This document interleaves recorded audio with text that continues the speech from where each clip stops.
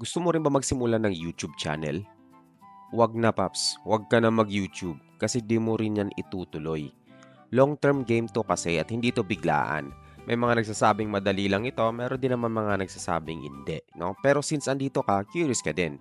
Kaya tara, samahan mo akong mangolekta ng zero views at zero subs. Titingnan natin kung totoo ba 'tong mga pinagsasabi nila tungkol sa YouTube. Kaya kung napadpad ka sa video ko na ito, ikaw ay tulad ko ring nagbabaka sakali. Tawagin mo na lang akong Zero at gaya mo sumusubok lang din ako. So, bakit hindi ko na lang din ibahagi 'tong kahibangan na 'to, 'di ba? Naisipan mo din bang pasukin ang pag-YouTube, pero di mo alam paano simulan at di sure kung tama ba yung ginagawa mo? Pues, andito ako para subukan yang mga takot at agam-agam mo sa pagsisimula ng YouTube channel na yan. So, gumawa na rin ako ng sarili kong channel para maibabahagi ko sa inyo ang mga pwede nating maranasan mula simula at mga dapat nyong gawin, sabi ng mga eksperto sa ibang bansa to bago ka mag-post ng unang video mo kung effective ba siya talaga, yun ang hindi ko alam at yun ang ating malalaman. So unang gawin natin is gumawa ng Google account at YouTube channel. Pag may Google account ka na, punta ka lang sa youtube.com at ilagin mo yung Google account mo, i-click mo yung profile at sa baba nun may create channel. So mag-isip ka ng channel name at handle name. Mas maganda kung parehas ang channel name mo at handle name mo para mabilis ka lang hanapin. Kung wala ka pang naisip na pangalan, magkape ka muna or tanong-tanongin ka muna dyan sa mga kasambahay mo, baka may masuggest sila.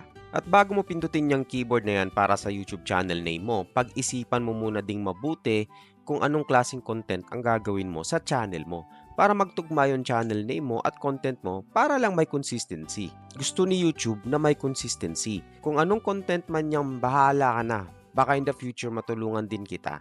Balikan mo lang ako dito kasi i-update kita sa kabiguan ng channel na to. Ang channel na to ay para ma-document ko ang failures kasi may kasabihan nga, 'di ba nga teka iniisip ko pa alam ko 'yun Matalino kasi ako Um, teka iniisip ko pa, maganda 'yung sayings na 'yun Ayan, failure is not permanent label that must be carried around. Hindi 'yan, basta 'yun.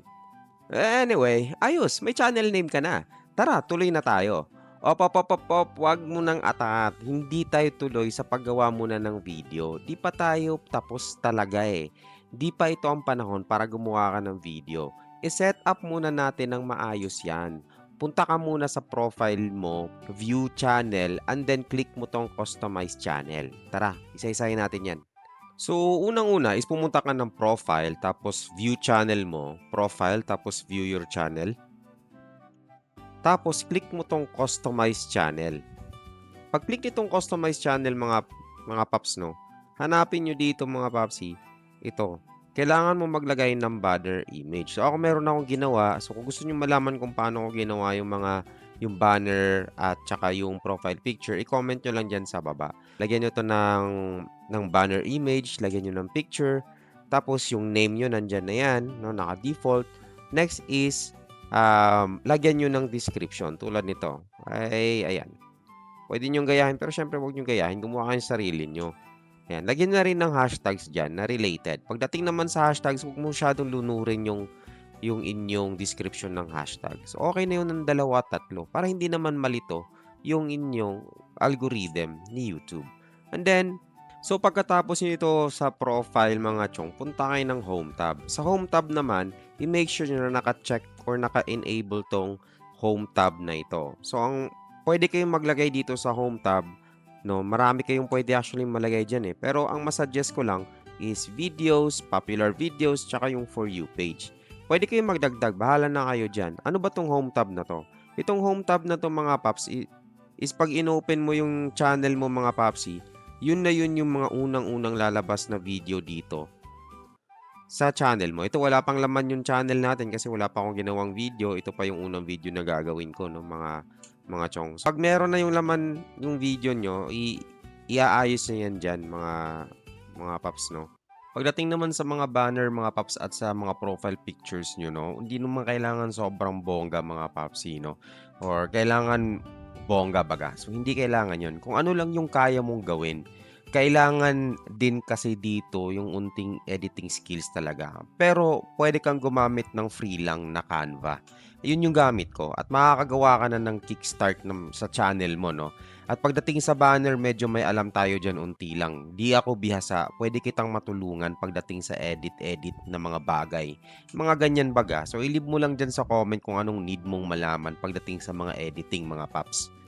So next is pagdating naman sa profile picture, no? Pa-picture ka sa kapatid mo muna, yung maangas at malakas ang dating. Huwag yung parang 2x2 na pangdikit sa resume at pangpasa ng mga dokumento sa gobyerno, mga papsi. Pwede kang gumamit ng AI application para dun naman, pwede ko ituro kung paano kumuha ng mga pictures doon for AI generation lang din. So marami ng application yun, pwede nyo nga lang i-google yan mga paps, no? Hindi nyo kailangan mag-hire ng sobrang mahal para sa artist, no? Or kung kaya nyo picturean yung sarili nyo, kung gusto nyo ipakita yung mukha nyo sa YouTube, okay lang yan. Ang focus lang natin dito muna is, sa ako nituturo yon kasi ngayon ang focus natin dito is pag-set up lang muna. Okay, so ngayon naman mga chong, ang sunod natin titingnan is yung studio nyo o yung YouTube studio nyo. So punta lang kayo dito sa view your channel, tapos pag nasa channel na kayo mga chong, puntahan nyo lang tong YouTube studio nyo. Ang gagawin natin dito mga chong is isi-set up natin yung settings ng YouTube studio nyo para ready na siya para mag-upload ka ng unang video nyo mga chong. So ang next yung gagawin pag nandito na kayo sa YouTube studio mga chong is puntahan nyo itong settings. Under settings mga chong, under general, may currency dyan na USD, US dollar. Huwag nyo nang galawin yan, hayaan nyo na lang yan. Wala namang bitaw yan dyan mga chong eh. Or sa pagkakaalam ko, wala namang masyadong effect yan.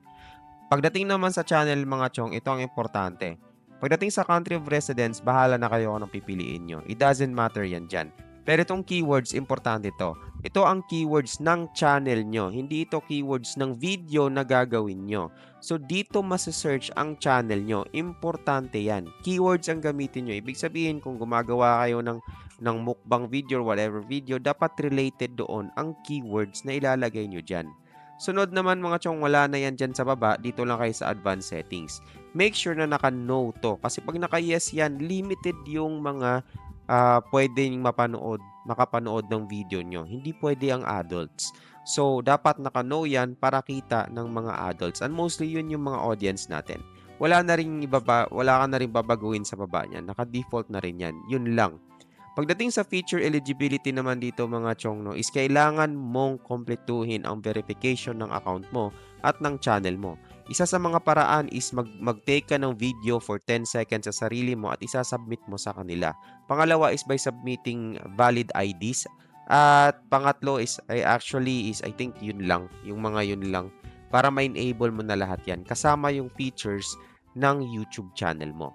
Next is dito tayo sa upload defaults mga chong. Napaka-importante nitong basic info. Pagdating naman sa title at description, depende naman yan sa video na i-upload mo. Pero itong visibility, I suggest mga chong, gawin yung unlisted yan.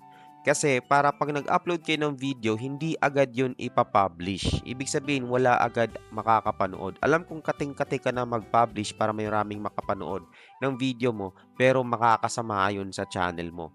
Kailangan mo munang bigyan ng 24 to 48 hours para gumana ang algorithm ni YouTube para makita niya yung klase na video na ilalapag mo at alam niya kung kanino na ito papanood, no? Hindi yung lapag ka tapos gusto mo i-publish agad.